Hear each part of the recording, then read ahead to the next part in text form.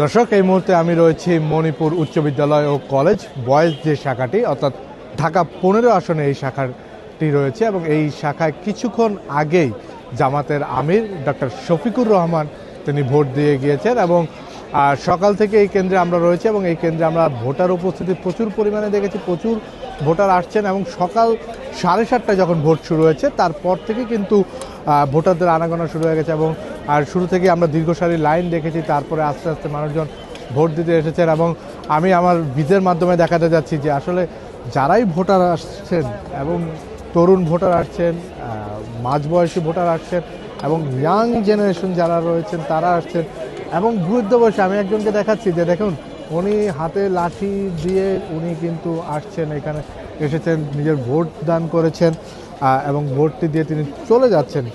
Doctor Shafiqur Rahman এসেছেন, তার সাথে ছিলেন, তিনি এসে এখানে ভোট দেওয়ার পর তিনি কিন্তু কথা বলেছেন। কথা বলার পর আমাদেরকে জানিয়েছেন সর্বোচ্চ তিনি প্রত্যাশা করছেন তাদের দল নিয়ে এবং তিনি দোয়া চেয়েছেন দেশবাসীর কাছে তাদেরকে জয়ের জন্য। এবং আমরা কেন্দ্রগুলোতে দেখাতে চাচ্ছি যে এই যে ভবনের দোতলায় যেটি রয়েছে এই ভবনটির দোতলায় ভোট দিচ্ছেন মূলত নারী ভোটাররা এবং তার উপরের ফ্লোরে যারা রয়েছেন সেখানে পুরুষ ভোটাররা ভোট দিচ্ছেন।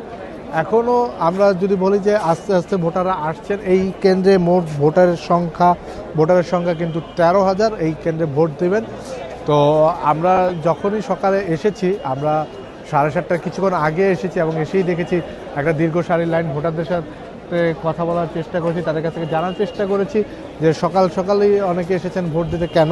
তারা বললেন যে আসলে সকাল আসার কারণে যত দ্রুত ভোটটা দেওয়া যায় তত শ্রেয়, তারা চলে গিয়েছেন এবং তাদের সাথে এইটুকু জানলাম যে আগের ভোট এবং এই ভোটের মধ্যে তারা কি পার্থক্য দেখছেন সেই পার্থক্যগুলো বললেন। যেমন আগে অনেকে ভোট দিতে পারেননি, এবার তারা ভোট দিতে পেরেছেন। আগে ভোট কারচুপি হতো, এবার সেটা হয়নি।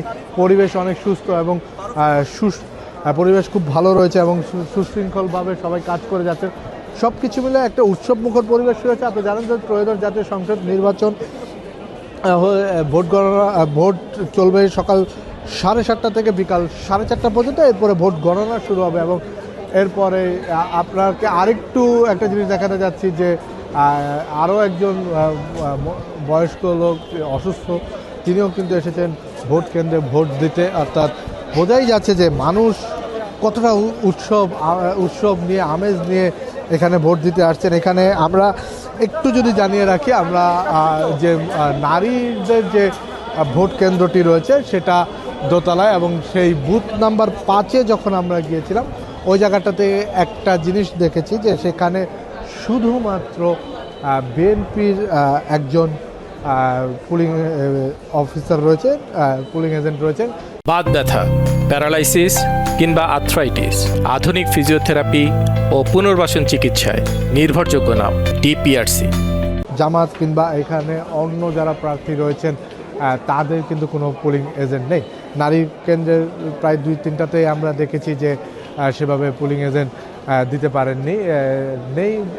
কিন্তু জামাতের পুলিং এজেন্ট নেই, বিএনপির পুলিং এজেন্ট এবং বিএনপির লোকজনে কিন্তু প্রচুর পরিমাণে এখানে রয়েছেন এবং আমরা বাইরেও দেখেছি বিএনপির নেতাকর্মীরা খুব উপস্থিত রয়েছেন। পাশাপাশি জামাতের যারা কর্মী সমর্থক রয়েছেন তারাও আছেন, যেহেতু এইখানে জামাতের আমির ভোট দেওয়ার কথা ছিল, সকাল থেকে তারা ছিলেন এবং এখনও তারা আছেন। জামাতের আমির ভোট দিয়ে চলে গেছেন এবং পাশাপাশি আরেকটি জিনিস বলে রাখি যে আমরা সকালবেলা জামাতের আমির আসার আগে কিন্তু ডক্টর শফিকুর রহমান তিনি কিন্তু আসার আগে তিনি এখানে যারা ছিলেন সেই সেনা কর্মকর্তাদের সাথে তিনি কথা বলেছেন।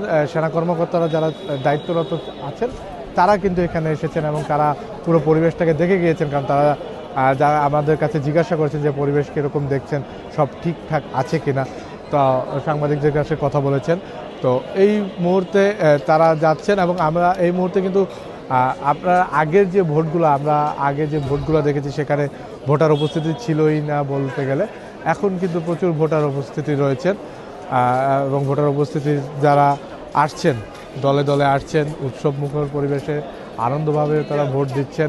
সব কিছু মিলে একটা চমৎকার পরিবেশ রয়েছে, আবহ রয়েছে এবং আশা করা যাচ্ছে যে তারা সুন্দরভাবে ভোটটি দিতে পেরেছেন এবং ভোটাররা খুবই উচ্ছ্বসিত এবং যারা ভোট দিয়েছেন তারাও খুশি মনে বের হয়ে যাচ্ছেন এবং তারা বলেছেন যে এবার প্রাপ্তিটা তারা ভালো একটা যারা ভালো করবে, যারা দেশের জন্য কাজ করবে তাদের পক্ষেই ভোটের রায় দিয়েছেন। এবং আমরা জিজ্ঞাসা করছি এবার তো গণভোটও রয়েছে, যেখানে হ্যাঁ ভোট বা না ভোট রয়েছে, সেখানে কোন দিকটা বিবেচনা করেছে। তারা বলেছেন যে যারা আসলে দেশ গড়ার কাজে থাকবেন তাদেরকেই তারা ওই হ্যাঁ ভোটটা বা না ভোটটা ওইভাবে ডিসিশন তারা নিয়েছেন। তো সব কিছু মিলে ত্রয়োদশ জাতীয় সংসদ নির্বাচনে এই আসনটির ঢাকা 15 আসনে এই কেন্দ্রে উৎসবমুখর পরিবেশ রয়েছে। এখন পর্যন্ত কোনো অনিয়ম বিশৃঙ্খলা দেখা যায়নি।